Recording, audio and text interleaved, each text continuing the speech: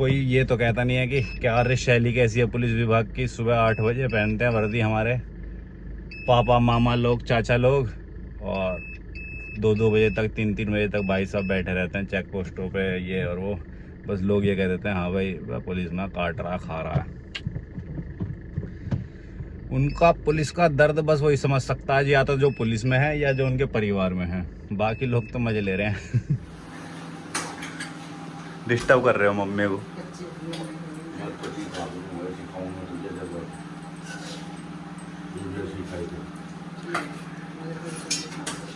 मुझे एक चीज़ दिमाग में भाई, मैंने कहा यार सही बात कह रहा भाई। तो मतलब हमारी लॉयल्टी अपने नाइयों के साथ ऐसी है, मतलब लड़के अगर शुरू से जिस नाई के पास जा रहे हैं तो उसी के पास जाएंगे। वो गंदे काट रहा है, अच्छे काट रहा है, वो मतलब दूसरा आदमी को, दूसरे नाई को ट्राई ही नहीं करने का अगला।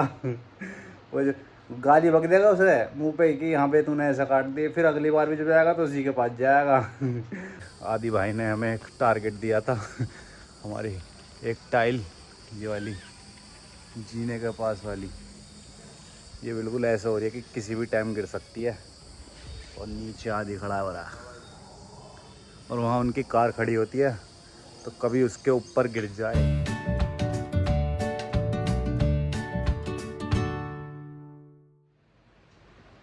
हेलो गाइस, गुड मॉर्निंग और welcome to the next vlog. और आपका आपके चैनल पे स्वागत है दोस्तों। तो गाइस उठ चुके हैं, पर आज थोड़ी लेट उठे हैं क्योंकि हमें कोई उठाने वाला नहीं है आज। रोज़ तो श्रीदा में लात मार के फेंक दे देती थी नीचे ही, पापा जाओ जल्दी जिम जाओ। आज हम आराम से सोए हैं, पर अब जल्दी से रेडी होते हैं और जाते हैं जिम, वरना मम्मी लठ बजाना शुरू कर देंगे कि घर में अभी तक धूप निकल गई है, सिर पे चढ़ गया सूरज। तो गाइस सुबह से ही है आज घर में हवाओं का माहौल थोड़ा तेज, सुबह से ही हलचल ज़्यादा, एकदम तूफान पे है। हलचल इस वजह से है क्योंकि पापा वापस जा रहे हैं ड्यूटी, उनकी छुट्टियां हो गई हैं ख़त्म। 2 दिन की छुट्टियां मिलती हैं गाइस पुलिस विभाग में, बस 2 दिन की। और तीसरे दिन फ़ोन आने लगते हैं अधिकारियों के, कहाँ रह गए जी, आ जाओ जल्दी टाइम से। बताओ आदमी घर से 300-400 किलोमीटर दूर पोस्टेड है यूपी जैसे क्षेत्र में, जो रह रहा है मेरठ, उसकी पोस्टिंग हो रही है भाई पता नहीं पूरब में गोरखपुर फेंक रखे हैं, पता नहीं सोनभद्र, ये पूरी यूपी का हाल है गाइस। और बस कोई ये तो कहता नहीं है कि कार्य शैली कैसी है पुलिस विभाग की। सुबह 8 बजे पहनते हैं वर्दी हमारे पापा मामा लोग, चाचा लोग, और 2-2 बजे तक, 3-3 बजे तक भाई साहब बैठे रहते हैं चेक पोस्टों पे, ये और वो। बस लोग ये कह देते हैं हाँ भाई पुलिस में काट रहा, खा रहा है। उनका पुलिस का दर्द बस वही समझ सकता है, या तो जो पुलिस में है या जो उनके परिवार में है। बाकी लोग तो मजे ले रहे हैं। और ये नहीं देखते। मैंने एक दिन सर्च करके देखा था गाइस, वैसे तो उसमें ये आ रहा था कि पुलिस विभाग टॉप 5 में भी नहीं आता करप्ट डिपार्टमेंट ऑफ इंडिया के। देख लो अब कौन से डिपार्टमेंट की इतनी ज़्यादा घूसखोरी कर रहे हैं। बदनाम पुलिस को कर देते हैं। इसकी भी वजह है क्योंकि पुलिस हर टाइम उनके सामने जो रहती है ना, उनमें लठ हो जाने को, क्योंकि भारत है गाइस, ये बातों से नहीं चलता, लट्ठों से चलता। तुम किसी से करवा लो, प्यार से काम कर देगा, नहीं करने का, उसमें मारो 2 रैपट और 2 लठ, भाग का करेगा एकदम। प्यार से गलवा लो तुम किसी से भी भाई, इसलिए भाई हमारी पुलिस बदनाम है। चलो अब किसी का नज़रिया थोड़ी बदल सकता है कोई, पर हम जल्दी जल्दी अपना काम तो कर लें, कभी हम में लठ बजना शुरू हो जाए, लाठी चार्ज हो जाए। पापा की गाड़ी तैयार कर रहे हैं ताकि पापा जल्दी टाइम से ड्यूटी जाए, और 2-1 मिनट भी देरी हुई तो दह जूते और दह चप्पल भैया शुरू हो जाएगी हम पे। चलो गाइस,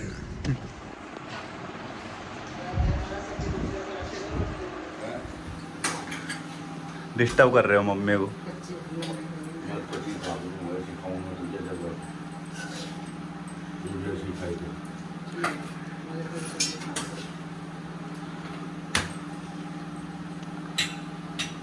गाइस जल्दी जल्दी में पापा की में मम्मी हमारी हुई पड़ी है आग बबूला, जो सुबह से मुझे बताया नहीं तुमने, तुम्हें जाना ही है और वो मनोरंजन चल रहा फुल। घर दी पीछे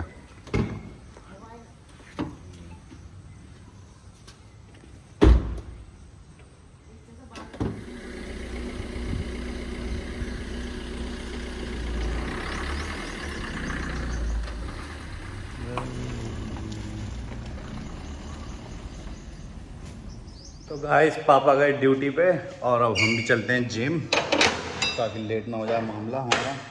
और ट्रेनर हमें गाली में रखने लगे।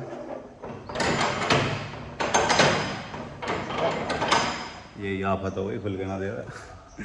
तो गाइस मिलते हैं आपसे जिम में।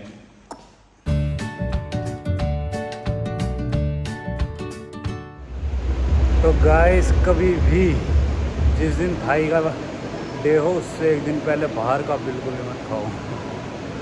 हालत ख़राब हुई पड़ी है गर्मी से और बॉडी पूरी ड्रेन हो चुकी है और जंक फूड खा खा के अब एनर्जी नहीं मिल रही।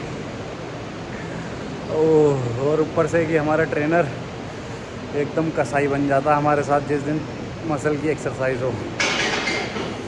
अरे बोले हमें बचाओ इतनी गर्मी से। ओहो, अब तो गंगा जी में स्नान करके जाएगी गर्मी।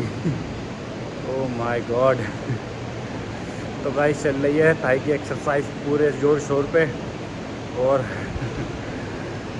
हालत ख़राब हो चुकी है पसीनों से और हम बन चुके हैं बैटमैन नाम के बैटमैन।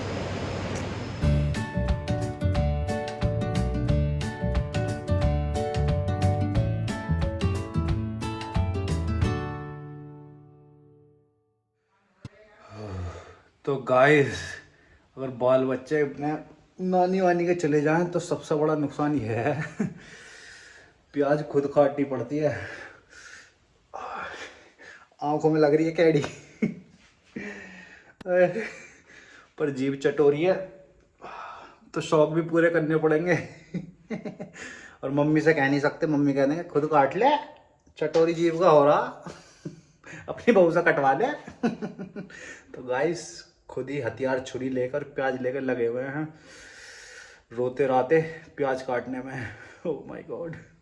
तो गाइस पता नहीं क्या हिसाब है, हमारे घर वालों को दाढ़ियाँ अच्छी ही नहीं लगती किसी को भी, वैसे तो हमें भी अच्छी नहीं लगती।